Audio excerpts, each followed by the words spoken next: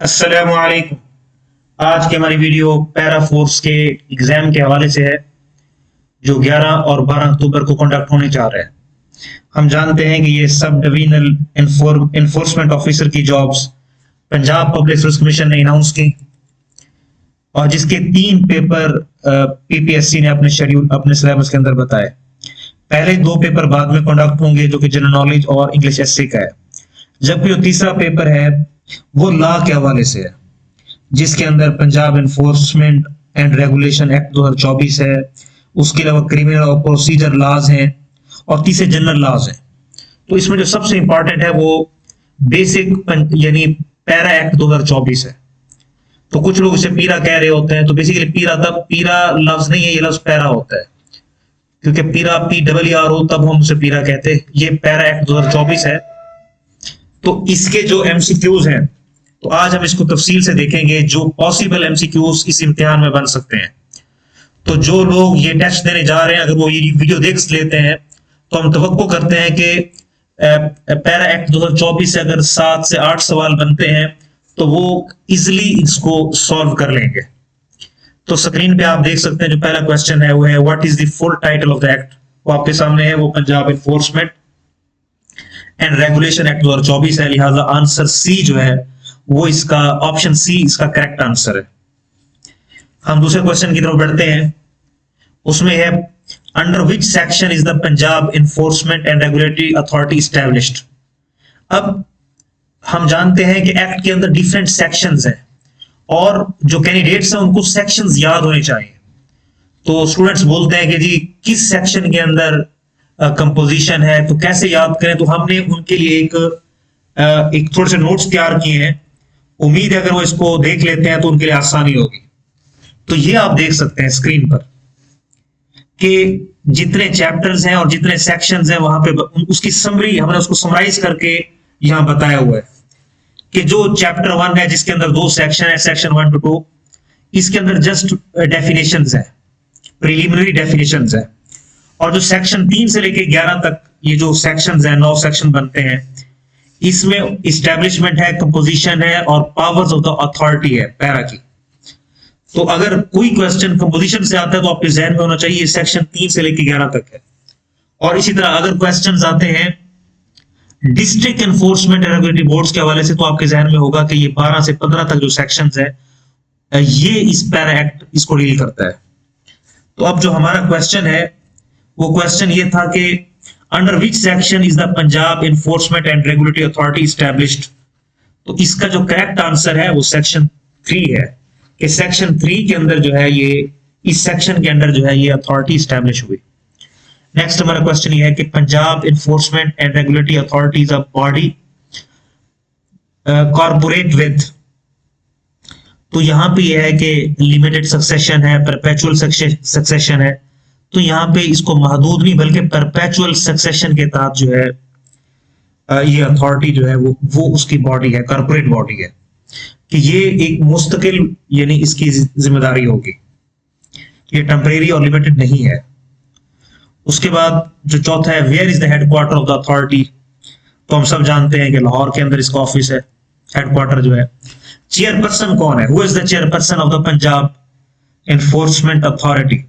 तो different options हैं। Option A में चीफ सेक्रेटरी है, दूसरे में SMBR है, SMBR senior member of board of revenue कहते हैं, तीसरा चीफ मिनिस्टर है।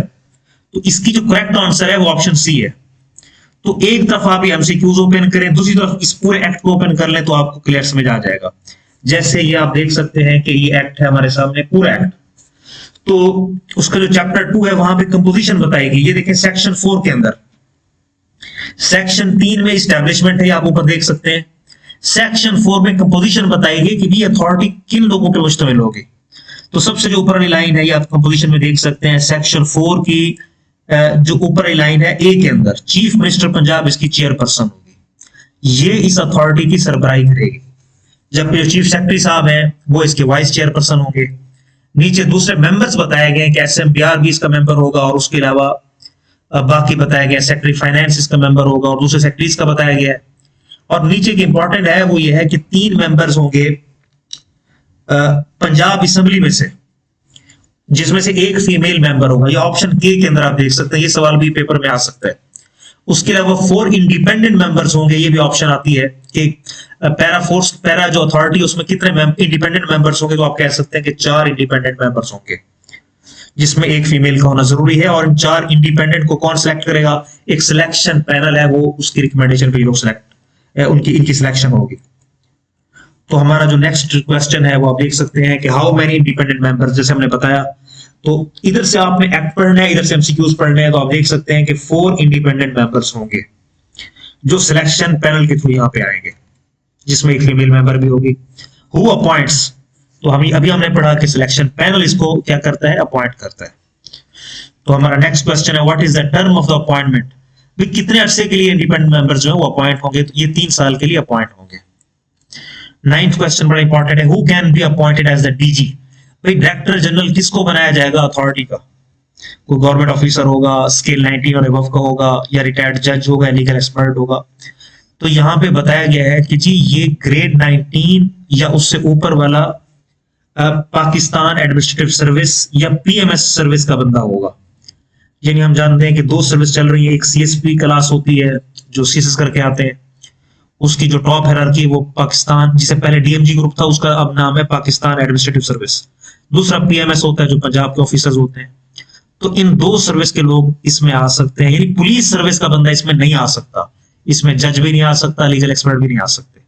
तो ये बताया गया कि डीजी जो बनेगा वो ग्रेड 19 का ऑफिसर या उससे ऊपर ऑफिसर बनेगा। नेक्स्ट क्वेश्चन बड़ा इंपॉर्टेंट है, what is the role of district enforcement and regulatory board, जो डिस्ट्रिक्ट के मामला को देख रहा होता है। तो इसकी करेक्ट ऑप्शन आप देख सकते हैं कि वो ऑप्शन सी है कि टू सुपरवाइज और monitor enforcement stations at the district level. जो सामने डिस्ट्रिक्ट बोर्ड है तो उसमें डिस्ट्रिक्ट के मामला देखने होते हैं। Who is the chairperson of the district enforcement and regulatory board, जिले के लेवल पे सरबराही कौन करेगा? पंजाब लेवल तो चीफ मिनिस्टर करती है अथॉरिटी की सरबराही, लेकिन जो डिस्ट्रिक्ट बोर्ड की सरबराही है, जिली मामला जो देखे जाते हैं वो डिप्टी कमिश्नर साहब करते हैं। जो 12वां सवाल है बड़ा इंपॉर्टेंट है, what is the quorum for a meeting of the district enforcement and regulatory board, meeting का जो कोरम है वो कितना होना चाहिए एटलीस्ट, ठीक है। यानी अगर 10 मेंबर हैं या 8 मेंबर है तो उसमें से कितने होने चाहिए? तो उसमें बताया गया जो करेक्ट आंसर है 1/2 ऑफ द टोटल मेंबर्स, यानी अगर हाफ से कम है तो तब मीटिंग कंडक्ट नहीं की जा सकती। Who appoints the hearing officer under that, hearing officer को कौन अपॉइंट करता है? जी अथॉरिटी अपॉइंट करती है। उसके बाद what is the minimum rank required for an officer to be appointed as hearing officer, जो हेयर केस की हियरिंग कर रहा है, सुन रहा है, तो उसका ग्रेड कौन सा होना चाहिए? तो यहां बताया गया है कि ग्रेड मिनिमम उसका ग्रेड 17 होगा, ग्रेड 17 से बिलो का बंदा हियरिंग नहीं कर सकता। How many days does an offender have to file a representation before the hearing officer, जो ऑफेंडर है वो कितने दिन तक वो अपनी जो है रिप्रेजेंटेशन को फाइल कर सकता है? तो उसके यहाँ पे 30 डेज दिए गए हैं कि वो 30 दिन के अंदर जो है वो अपनी रिप्रेजेंटेशन फाइल कर सकता है। What is the primary role of the enforcement officer, यहां बताया गया है कि जो एनफोर्समेंट ऑफिसर है जो डिस्ट्रिक्ट लेवल पे काम कर रहा है, उसका काम ट्रायल करना नहीं होता, बल्कि उसका काम अथॉरिटी को भी सुपरवाइज करना नहीं होता, बल्कि जो ऑप्शन सी है ये करेक्ट है, to perform field operations for enforcement and implementation, जो फील्ड के अंदर यानी जो काम करने होते हैं वो इस काम है एनफोर्समेंट ऑफिसर का। Who is the responsible for record keeping, record keeping किसने करनी होती है? वो सब डिविजनल एनफोर्समेंट ऑफिसर का काम है, जिसकी ये पोस्ट आई हुई है ग्रेड 16 के। ये यानी जो उसका प्रॉपर मेंटेनेंस ऑफ रिकॉर्ड है किसी ऑफिस का, तो इनका काम है।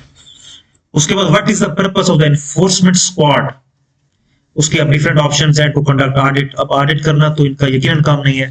To assist the police, police की भी यानी इसकी कोई असिस्ट करना इनका काम नहीं है, बल्कि टू इन्फोर्स द एक्ट, यानी कानून की इस एक्ट की अमलदारी जो है वो इसका काम है एनफोर्समेंट स्क्वाड का।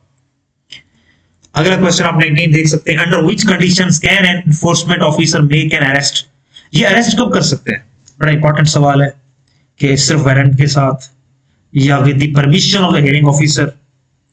तीसरी है अंडर स्पेसिफिक कंडीशंस, मखसूस हालात जो बताए गए हैं एक्ट के अंदर। अब ये बताएं कौन सा सही हो सकता है। तो जो ऑप्शन सी है वो ठीक है कि मखसूस हालात के अंदर, जो मखसूस कंडीशंस बताई गई है एक्ट के अंदर, उसमें जो है ये हियरिंग ऑफिसर क्या कर सकता है, अरेस्ट कर सकता है किसी को भी। ईपीओ ये क्या है, यानी एक्ट के अंदर इकोनॉमिक प्लानिंग ऑफ ऑर्डर है या इमरजेंसी प्रोहिबिशन ऑर्डर है, क्या चीज है?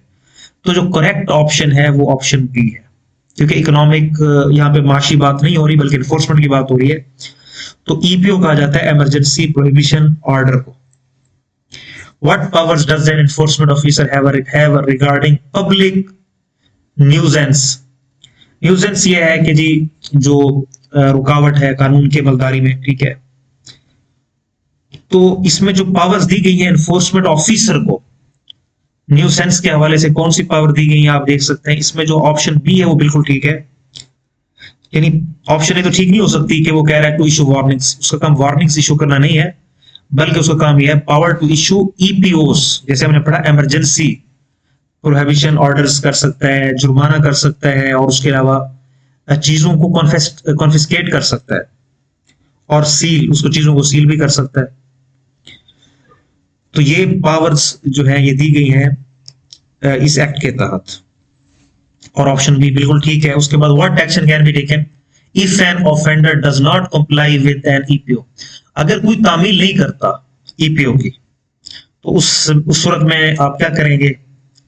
उसमें यह है कि केस इज डिसमिस्ड, ये तो बिल्कुल नहीं हो सकता। ऑप्शन बी बता रहा है the offender is given more time, नहीं, उसको मजीद टाइम भी नहीं दिया जाएगा, बल्कि ऑप्शन सी ठीक है, the enforcement officer can take various actions including removing the nuisance and imposing fines. जो इंक्रोचमेंट है या न्यूसेंस है जो ऊपर रखी हुई है रोड के ऊपर या रोड के साथ, जो रुकावट है, इसको ये हटाया भी जा सकता है और उस पर जुर्माना भी क्या किया जा सकता है, इम्पोज किया जा सकता है। 23rd क्वेश्चन है what is the procedure for removing the removable encroachments on state property. अगर किसी ने मूवेबल, यहाँ पे दो प्रॉपर्टीज होती है, एक मूवेबल होती है, एक इमूवेबल होती है। मूवेबल ये है कि जो चीज मूव की जा सकती है, कोई रेडी है, कोई ऐसी चीज है। दूसरी इमूवेबल है, जैसे उसने वहां पे बना दी, बिल्डिंग बना दी। तो इसमें क्या किया जा सकता है जी, स्टेट प्रॉपर्टी के ऊपर अगर कोई कब्जा कर लेता है तो उसमें ऑप्शन ये है कि only the hearing officer can order removal. जी क्या उसके पास रिमूवल का इख्तियार है? The enforcement officer can issue a removal order and take actions if it's not complied with. तो इसमें जो करेक्ट आंसर है वो ऑप्शन बी है, और कि वो इसको रिमूवल के ऑर्डर भी जारी कर सकता है और फर्दर एक्शंस भी कर सकता है, और उसके ऑर्डर्स की तामील नहीं होती। How can a notice be served to an offender under the act. तो भाई क्या अगर हमने ऑफेंडर को देना है, नोटिस देना है, तो क्या करें? उसको मेल करें, उसको पर्सनल जो है जाके नोटिस वसूल करवाएं, या क्या करें, या अदालत के थ्रू जमा करवाएं? तो ऑप्शन सी ठीक है कि आपने डिफरेंट मोड्स इख्तियार करने हैं। आप पर्सनली भी सर्व कर सकते हैं, उसके अलावा आप उसकी शॉप के बाहर या उसकी जो जगह है वहां पे आप चिस्पा कर सकते हैं, या आप अखबार में भी दे सकते हैं। फाइनली जो 25th क्वेश्चन है, कौन सी पेनल्टीज इंपोज की जा सकती हैं? इसमें आप देख सकते हैं only those penalties permitted under the scheduled laws. तो ये ऑप्शन ए ठीक है, क्योंकि ऑप्शन बी में है सिर्फ जुर्माना। तो जुर्माना तो सिर्फ जुर्माना करने का इख्तियार नहीं, बल्कि और इसके में डिफरेंट पावर्स हैं। तो जो लॉ के अंदर पर पेनल्टीज बताई गई वो सारी इंपोज की जा सकती है। What preventive measures can be hearing officer take. इसमें आप देख सकते हैं कि ऑप्शन ए बता रही है कि ओनली इशू वार्निंग्स, नहीं, प्रिवेंटिव मेजर्स में वार्निंग नहीं होती, बल्कि इसमें यह है कि require a person to execute a bond और प्रोवाइड श्योरिटीज, कि आपने एहतियात के तौर पे अगर एहतियाती तदाबीर में लेनी है तो आप उससे बॉन्ड साइन करें, जस्ट वार्निंग से काम नहीं होगा। जो 27th क्वेश्चन है what is the punishment for intentionally disobeying an order issued under that. अगर कोई इरादतन हुक्म अदोली करता है ऑर्डर की, तो आप क्या करेंगे? तो इसमें बताया गया है कि जी ऑप्शन ए ओनली वार्निंग है, तो ओनली वार्निंग नहीं होती, बल्कि इसमें है अगर कोई इंटेंशनली हुक्मदोली कर रहा है, इरादतन हुक्मदोली कर रहा है, तो उसमें आप उसको 6 माह तक जो है उसको जेल हो सकती है, और आप उसको 300,000 यानी 3 लाख रुपया उसको जुर्माना भी हो सकता है, या दोनों हो सकते हैं। तो ये करेक्ट आंसर है। उसके बाद 28 था, what action can be taken against an officer who misuses their authority under the act. अगर कोई ऑफिसर जो है वो अपनी अथॉरिटी को मिसयूज कर रहा है, तो यहां पे बताया गया है क्या उसको भी जो है 6 मंथ तक सजा हो सकती है। ऑप्शन सी बिल्कुल ठीक है। और उसको 1 लाख रुपए जुर्माना भी हो सकता है। यानी एक ऑफिसर है, उसको इख्तियार दिया गया था कि आप ये जाके काम करें, और वो ऑफिसर जाके अपनी अथॉरिटी को मिसयूज करता है और लाइक उनसे यानी वसूल करता है कोई चीज, तो उसके ऊपर ही सजा आएगी। जबकि दूसरी ये इस एक्ट के तहत है, जबकि जो डिफरेंट इस कानून से हट के जो क्रिमिनल प्रोसीडिंग्स है वो सेपरेट है। Who can initiate an inquiry under the act? Inquiry कौन इनिशिएट कर सकता है? अथॉरिटी, हियरिंग ऑफिसर या बोर्ड? तो इसमें ऑप्शन सी बताई गई है कि ये सारे जो है, यानी अथॉरिटी भी इंक्वायरी इनिशिएट कर सकती है, बोर्ड भी कर सकता है, हियरिंग ऑफिसर भी कर सकता है, और ये सब डिविजनल एनफोर्समेंट ऑफिसर जो 16 स्केल का है और जो 14 स्केल का है वो भी इंक्वायरी इनिशिएट कर सकता है। लास्ट क्वेश्चन ये है कि what powers does an inquiry officer have during inquiry? Inquiry के दौरान कौन से इख्तियार होते हैं? क्या सिर्फ डॉक्यूमेंट्स कलेक्ट करने होते हैं? नहीं, इसमें ऑप्शन बी ठीक है। उसमें आप समन कर सकते हैं, आप उसको, यानी जैसे सिविल कोड के इख्तियारात हैं, यहाँ पे उनको इख्तियारात दिए गए हैं अंडर सेक्शन 48 सी के अंदर ये इख्तियारात बताए गए हैं कि पावर्स टू सिविल, यानी powers of civil code including summoning attendance, आप उसकी हाजिरी इंश्योर कर सकते हैं, उसका बयान ले सकते हैं, और उसको जो है, और उससे कंपेलिंग प्रोडक्शन ऑफ डॉक्यूमेंट्स, और उससे रिकॉर्ड तलब कर सकते हैं। तो ये ऑप्शन बी बिल्कुल ठीक है। तो ये आज की हमारी वीडियो, हम तवक्को करते हैं कि जो लोग सब डिविजनल एनफोर्समेंट ऑफिसर के इम्तिहान में अपियर होने जा रहे हैं, तो ये लेक्चर उनके लिए उम्मीद है कि हेल्पफुल होगा। तो उसका जैसे हमने हिंट बताया कि पहले आप इस एक्ट को थोड़ा सा पढ़ लें। इस एक्ट को पढ़ने के बाद इसकी जो समरी है जो हमने यहाँ तैयार की हुई है, इसको देख लें कि सेक्शन 1 to 2 जो है वो डेफिनेशंस का है, 3 से 11 इस्टेब्लिशमेंट है, कंपोजिशन है, जो सेक्शन 12 से 15 है वो district enforcement and regulatory boards के हवाले से है, 16 से 18 जो सेक्शन है वो हियरिंग ऑफिसर्स के हवाले से है, 19 से 30 वो एनफोर्समेंट स्टेशन ऑपरेशन के हवाले से है। पावर्स ऑफ अरेस्ट की बात आएगी तो सेक्शन 31 से 33 है। तो अगर आप इस तरह सेक्शंस को याद कर लें तो आपके लिए जो है वो इस एक्ट को याद करना इंतहाई आसान हो जाएगा। और जो सेक्शन 48 आप नीचे देख सकते हैं उसमें बताया गया कि conduct of inquiry, inquiry conduct करने की बात वो सेक्शन 48 के अंदर, जिसमें हमने उसके इख्तियारात बताए गए थे कि वो सम्मन भी कर सकता है, सम्मन भी बुला सकता है, रिकॉर्ड तलब कर सकता है, उसका बयान ले सकता है। इसमें नीचे आप देख सकते हैं सेक्शन 64 to 68 का बताया गया है, कॉस्ट, रिवॉर्ड और रिफंड्स ये वहां डील होते हैं। जो फाइनेंस, ऑडिट और अकाउंट्स के मैटर हैं वो 69 to 73 सेक्शंस के अंदर डील होते हैं। तो इस तरह ओवरराइडिंग इफेक्ट की बात हो रही। ओवरराइडिंग इफेक्ट ये होता है कि एक कानून यहाँ पे है, ये इस पैरा एक्ट के अंदर आया एक कानून, और इसका कॉन्फ्रंट हो रहा है, इसका दूसरी तरफ एक और एक्ट है, यानी वो पंजाब पुलिस का है या उसके अलावा लोकल गवर्नमेंट कहा जाता है। तो यानी दोनों का टकराव हो रहा है, वो कानून कुछ और कह रहा है, ये कानून कुछ और कह रहा है, तो आप क्या करेंगे, किस कानून पे अमल करेंगे? तो इसको सुपीरियर ये हो जाएगा, पैरा एक्ट 2024 हो जाएगा। ये ओवरराइडिंग इफेक्ट कहा जाता है। तो इसकी बात कहां हो रही है? 74 से 82 के अंदर मिसलेनियस और ओवरराइडिंग इफेक्ट की बात हो रही है। तो हम उम्मीद करते हैं कि जो आज का ये टॉपिक है, या जो लोग अपेयर हो रहे हैं सब डिविजनल एनफोर्समेंट ऑफिसर, उनके लिए इंतहाई इंपॉर्टेंट है। उसके अलावा जो नई जॉब्स आई हुई हैं एनफोर्समेंट ऑफिसर की, जिसका इम्तिहान पैरा खुद कंडक्ट करेगा, उसके लिए भी ये इंतहाई इंपॉर्टेंट है। तो आज की हमारी वीडियो देखने का बहुत शुक्रिया।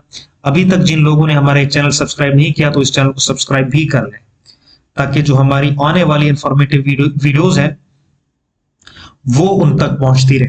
थैंक्स।